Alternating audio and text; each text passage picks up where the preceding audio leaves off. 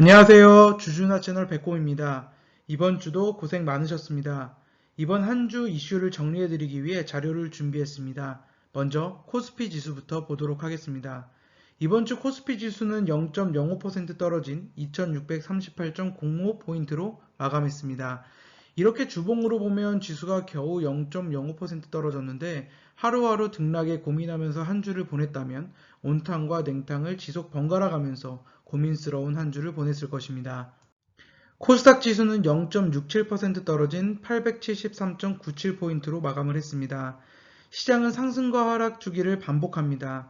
전 종목이 하락하는 패닉을 동반한 시장이 지나가고 나면 종목별로 차별화되고 결국에 매집이 완료된 종목에서는 큰 시세를 보여줍니다. 그렇게 한 사이클이 큰 수익을 내고 나면 다른 종목을 매수해서 또 기다림을 견뎌야 합니다. 시장의 방향성을 정확히 알 수 없습니다. 시장이 부정적이어도 그동안 인기주였던 대부분의 인기 종목이 떨어지지만 그동안 대중이 전혀 관심이 없었던 종목은 떨어지지 않거나 상승하는 종목도 생겨나고 어떤 종목들은 10배 이상 급등해버립니다. 최근에는 사료주가 그러한 모습을 보여줬었죠. 그래서 비관에 빠질 것이 아니라 대시세 종목은 매도를 하고 소외주를 담아서 다음 차례를 기다리고 이러한 종목이 또 인기주가 될 때는 매도를 해야 합니다. 중간중간 시장의 소음과 단기 변동성은 우리를 지속적으로 괴롭힐 것입니다. 코로나 투매 이후에도 김정은 사망설, 코로나 확진자 증가 소식 등 다양한 이러한 단기적인 악재로 인해 두려운 마음으로 흔들렸다면 절대로 지수가 급등하는 상황에서도 이익을 내봐야 20에서 30% 수익을 내는데 만족했어야 할 것입니다. 흔들리지 않는 마음은 기꺼이 하락을 견딜 수 있는 마음에서 나옵니다. 지속되는 지수 하락 추세에 위로가 되기 어렵겠지만 지금 하방을 지키고 있는 종목들은 반드시 다음 시장에서 큰 시세를 줄 수 있는 가능성 있는 종목임을 잊지 말고 시장에서 나오는 이야기에 마음까지 흔들리지 마시고 그들이 우리를 어떻게 속이는지만 생각하시면 됩니다. 먼저 기준금리 인상 소식입니다. 금통위는 26일 오전 열린 통화정책 방향회의에서 연 1.5%였던 기준금리를 1.75%로 0.25%포인트 인상했습니다. 거센 인플레이션 압력과 미국의 예상보다 빠른 기준금리 인상에 대응하려면 기준금리가 연내 최소 2.25% 정도까지 높아져야 한다는 게 시장과 경제금융 전문가들의 시각입니다. 하지만 기준금리가 너무 빨리 오르면 가뜩이나 우크라이나 사태 등으로 불안한 경기에 충격을 주고 자영업자 등 취약계층의 이자 부담이 빠르게 불어나 금융 전반이 부실해질 수 있다는 우려의 목소리도 있습니다. 박성웅 금융연구원 거시경제연구실장은 이번 인상을 포함해 시장은 3번에서 4번 추가 인상을 예상하고 있다며 하반기에는 물가 상황이 안정될 것이라는 관측도 있는 만큼 4번까지는 무리라고 해도 3번 정도 더 올라 2.25%에 이를 가능성은 있다고 말했습니다. 하지만 한은 금통위가 한꺼번에 0.5%포인트를 올리는 빅스텝에 나설 가능성은 크지 않다는 게 대다수의 전문가의 관측입니다. 조 연구원은 미국과 유럽의 물가 상승률이 현재 7에서 8%대인데 비해 아직 우리나라 상승률은 주요 국가 비교해 상대적으로 높은 수준은 아니라면서 따라서 한은이 빅스텝까지 밟을 확률은 낮다고 진단했습니다. 강성진 고려대 경제학과 교수도 기준금리를 급하게 올리기보다 완만하게 지속적으로 올려야 경제 충격을 최대한 줄이면서 인플레이션을 억제할 수 있다고 조언했습니다. 기준금리 인상으로 시장금리와 대출금리 상승 속도가 빨라지면 자영업자나 다중채무자 등 취약계층의 이자 상환액이 불어난다는 점도 부담입니다. 기준금리가 인상되게 되면 예대 마진이 커지기 때문에 은행주에는 큰 호재가 될 수 있습니다. 우리나라 은행주는 안 그래도 인기가 없어서 현재 상황에서도 크게 저평가된 상태이지만 예대 마진이 늘어나게 되면 현재도 이익이 잘 나고 있는데 이익이 크게 늘어나게 되면서 대중들의 관심도 받을 수 있게 될 것으로 보입니다. 신한지주도 현재 저평가 국면에 있고 이익도 늘어날 것으로 보입니다. 현재의 방향은 조금은 더디긴 하지만 우상향을 꾸준히 유지해주고 있는 모습입니다. 주가는 천천히 우상향 하다가도 어느 순간 추세를 잘 잡으면 속도를 낼 수 있습니다. 주식을 매수할 때는 올라가는 주식을 급하게 매수하려는 마음을 갖게 되고 그로 인해 매매 실수를 하게 되는 경우가 많은데 저평가된 주식이 매수할 기회를 지속해서 주고 있을 때 그게 우리에게는 지겨운 마음이 들기는 하지만 반대로 생각하면 매수의 기회를 주고 있다고 생각해야 합니다. 항상 주가가 오르면 많이 못 산 것이 아쉽지만 그 아쉬운 마음을 억눌려 있는 주식을 살 수 있는 마음으로 삼는다면 어려운 시장에서도 견뎌낼 수 있는 힘이 생깁니다. 지금 시장에서는 다양한 어려움과 악재가 많지만 그로 인해 모든 회사가 문을 닫는 것은 아닙니다. 반대로 악재로 인해 주가가 싸진다면 누군가에게는 기회가 될 수 있는 것이 주식시장입니다. 투자를 하다 보면 같은 업종이라고 하더라도 시장의 이슈보다 먼저 상승해서 가치를 찾아가는 종목이 있고 시장의 이슈와 함께 급등하는 종목도 있지만 조금 뒤늦게 쫓아가는 종목도 있습니다. 금리 인상은 앞으로 더 올리면 올렸지 떨어질 자리는 없다라고 인상을 시작하기 전부터 영상을 통해서 지속해서 말씀드려 왔습니다. 하지만 주가라는 것은 장기적인 관점으로 바라봤을 때 완전한 시세가 끝난 종목이 아니라면 조정을 받을 때 포기하기보다 조정을 기회로 삼아서 추가 매수를 해야 하고 큰 시세를 준 후에 떨어지는 종목이라면 싸게 거래된다는 이유만으로 매수할 것이 아니라 흐름을 지켜봐야 합니다. 아무리 좋은 종목이라도 대시세 이후에는 하락 추세에 접어들게 되고 주가가 회복하는 데까지는 오랜 시간이 걸리기 때문입니다. 우리는 완전한 바닥을 맞출 수 없고 완전한 천장을 맞출 수 없다는 걸 인정해야 하고 가치 대비 저렴한 종목이라면 공부를 해나가면서 천천히 분할 매수한 후 완전한 시세를 줄 때까지 잘 보유해 수익을 극대화해야 합니다.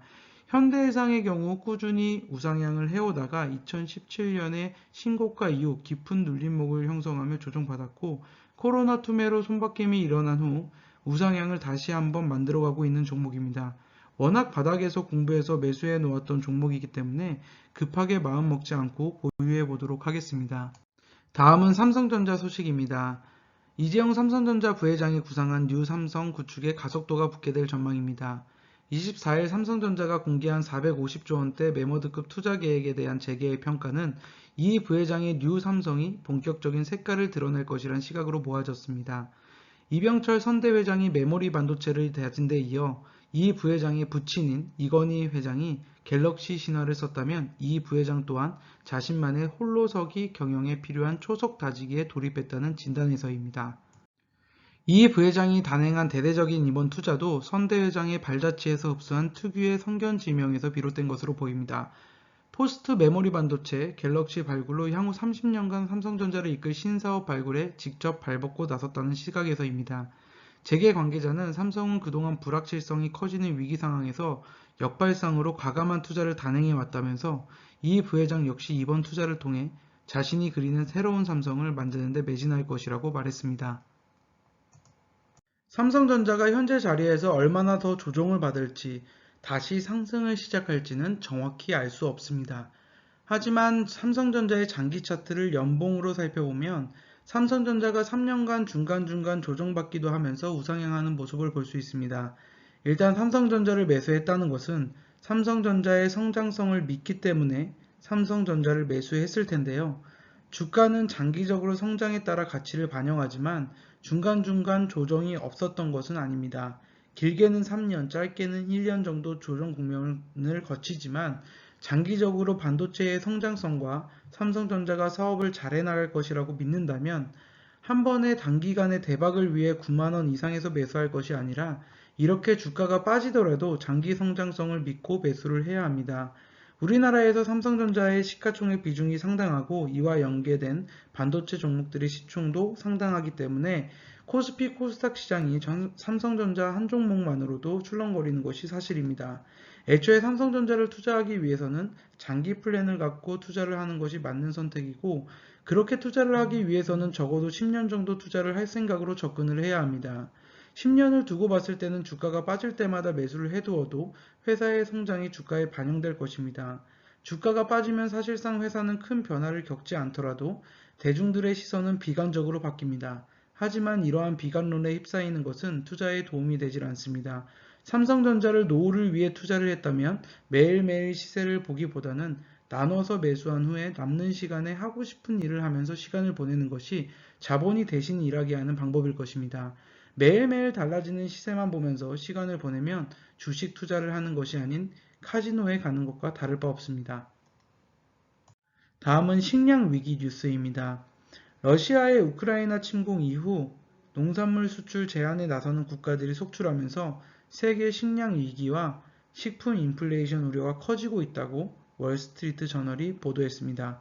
거의 모든 대륙에서 밀, 옥수수, 식용유, 설탕에 이르기까지 농산물 수출을 제한하거나 금지하는 국가들이 나오고 있다면서 이같이 전했습니다. 미중 무역 전쟁과 코로나19 세계적 대유행 당시 각국의 백신, 의료 장비 등 수출 제한 조치로 이미 금이 간 자유로운 국제무역 기조가 농산물 수출 제한으로 더욱 흔들리고 있습니다. 이처럼 각국이 상품의 원활한 이동을 막으면 결국 물가가 더 오를 수밖에 없다는 것입니다. 유엔 식량농업기구에 따르면 세계 식량 가격을 나타내는 식량 가격 지수는 지난달 158.5로 지난해 같은 기간보다 30% 뛰어 올랐습니다. 육류 가격은 17%, 밀 등 곡물 가격은 34%, 식물성 기름은 46%나 급등했습니다. 러시아 우크라이나 전쟁이 불러온 원자재 가격 급등세에 맞서 여러 국가는 물가 상승에 따른 국민 분노를 달래고 국내 공급 확대를 위해 식품 수출 제한에 나섰습니다. 말레이시아는 지난 23일 전쟁 여파에 따른 자국 내 닭고기 가격 급등을 이유로 다음 달부터 월 360만 마리의 닭고기 수출을 중단하기로 했습니다. 세계 최대 식용유 수출국인 인도네시아는 지난달 자국 내 식용유 가격을 안정시키겠다고 팜유 수출을 전면 중단했다가 25일 만에 재개했고 세계 2위 밀 생산국인 인도는 밀 수출을 금지했습니다. 레바논은 아이스크림과 맥주 수출을 금지하기도 했습니다. 경제학자들은 그러나 과거 경험상 이런 식품 수출 제한은 국제 식품 가격의 추가 상승으로 이어질 뿐이라고 강조했습니다. 하림지주는 사료부터 닭고기, 돼지고기, 운송까지 자회사를 통해 축산 전반에 걸쳐 수직 계열화를 완료한 회사입니다. 자회사로 인수한 페노션이 운임비 급등으로 인해 실적이 어마어마하고 사료와 육개 가격이 급등하고 식량 안보의 중요성이 대두되고 있는 상황에서 현재 주가는 너무나 억눌려 있는 상황입니다. 우리나라에서 자회사들의 상장으로 지주회사들의 제대로 된 주가 평가를 받지 못하고 있는 상황입니다. 하지만 시장은 항상 변할 수 있다고 생각합니다. 금리가 올라가고 인플레이션이 이슈화되는 상황에서 많은 실물 자산을 갖고 있는 지주회사도 언젠가 한 번은 시장의 관심을 받을 수 있다고 생각하고 있습니다. 소비자 입장에서는 인플레이션 상황이 안 좋은 것은 사실이지만 회사 입장에서 자회사 업황도 이제 막 좋아지고 있는 상황이고 해운, 사료, 육회 전부 상황이 좋아지고 있기 때문에 하름지주도 분명 좋은 평가를 받게 될 수 있다고 판단하고 있습니다. 인도가 설탕 수출도 제한한다는 뉴스에 대한제당의 주가도 순식간에 2배 급등했습니다. 식량에 대해 이슈가 되자 관련 종목들이 크게 상승하는 모습입니다. 물론 관련 종목들 중에서도 아직 상승하지 못한 종목들도 많습니다. 급등했던 환율이 안정세가 되고 있고 수입 제한과 가격 급등으로 인한 식품 소재 기업들이 일시적으로 비용 부담이 늘어날 수는 있겠지만 대부분 이러한 업체들은 판매 가격 상승으로 이어지고 이로 인해 판매가 상승이 원활히 이루어지게 되면 마진 증가로 이어져 이익이 증가될 수 있습니다. 아직 관련 종목들 중에서도 회사는 탄탄하고 이러한 이슈가 아니더라도 그동안 이 분야가 소외받아 왔기 때문에 워낙 저평가되어 거래되고 있는 기업들이 많습니다. 그러한 종목들에 대해서는 단순한 이슈 때문이 아니라 저평가 국면에서는 관심 갖고 매수해 볼 만하다는 생각을 갖고 있습니다. 오늘 함께 살펴볼 증권사 리포트는 IBK 투자증권의 이건재 애널리스트가 쓴 원익 IPS 투자 사이클 재개를 기다린다 라는 리포트입니다. 연초부터 공격적으로 진행될 것으로 예상되었던 국내 반도체 투자가 시장 기대와 달리 지연됨에 따라 동사 실적도 2개 분기 연속 시장 기대치를 충족하지 못한 모습을 나타내고 있습니다. 2분기 실적도 연초 기대치보다 미흡할 것으로 예상됩니다. 하지만 반도체 장비 기업들의 주가는 실적이 확인되는 시점보다 투자가 개시되는 시점에 강한 상승 동력을 확보하기 때문에 2분기를 바닥으로 우상향할 가능성이 높은 것으로 판단하고 있습니다. 반도체와 달리 디스플레이 장비 사업은 단기간 내에 호실적 도출은 어려울 것으로 전망됩니다. 현재 발생하고 있는 디스플레이 장비 사업 매출 대부분은 해외 매출로 국내 디스플레이 장비 투자는 고객사 투자가 상당 기간 지연됨에 따라 관련 산업이 대부분 어려운 상황에 놓여 있습니다. 디스플레이 산업 투자에 대한 실행 기대치는 이미 현 상황을 대부분 반영했기 때문에 부담스러운 악재는 아니라고 판단하고 있습니다. 반도체 소재 종목들은 시장의 확대에 따라 지속적으로 우상향하는 모습을 보이지만 장비 업체들은 투자 주기에 맞춰 큰 상승을 보여주는 모습이 나옵니다. 투자 주기가 늦어지면서 주가도 억눌려 상승하지 못하고 있지만 삼성이 대규모 투자를 발표했고 이러한 투자가 집행되기 시작하면 반도체 장비 종목들도 수혜를 볼 수 있을 것으로 보이기 때문에 주가가 주목받지 못했을 때 관심 갖고 지속 관찰해 나가야 한다고 생각합니다. 다음은 대신증권 양지환, 이진희 연구원이 작성한 대한해운 리포트입니다. 1분기 영업이익은 당사 추정을 68.2%, 시장 컨센서스를 264% 상회했습니다. 실적 호전의 원인은 연결 자회사인 대한상선, 창명해운 그리고 대한LNG의 실적이 크게 개선되었습니다. 전형 부분에서 유가 상승에 따른 운임 상승 효과, 창명해운 연결을 반영하였고 원화, 약세 등 때문이라고 합니다. 전용선을 주로 운영하는 대한상선과 대한해운은 유가 상승분을 하주에게 대부분 전가 가능하여 매출액이 크게 증가하였고 1분기 전용선 매출은 1769억 원을 기록했습니다. 창명해운은 7척의 드라이 벌커와 VLCC 한 척을 보유하고 있습니다. 벌커 사선의 원가가 1분기 평균 BDI인 2041포인트의 50에서 6% 수준으로 추정하고 있고 3에서 5개월 단기 스팟 항차를 주로 운영하며 VLCC는 SK에너지의 대선 중입니다. 2분기 및 하반기에도 벌크 시황 회복에 따른 실적 개선 흐름이 이어질 전망입니다. 2022년 1분기 실적 당사 추정을 68% 상회한 깜짝 실적을 시현했습니다. 대한해운의 1분기 실적은 매출액 3,498억 원, 영업이익 736억 원으로 당사 및 시장 기대치를 크게 상회하는 실적을 발표했습니다. 업황 사이클에 따라 주가가 등락을 하는 주기가 확실한 사업은 가장 최악의 실적을 발표하고 사이클이 가장 좋지 않을 때가 바닥이고 가장 호실적을 발표하고 가장 업황이 좋을 때가 고점입니다.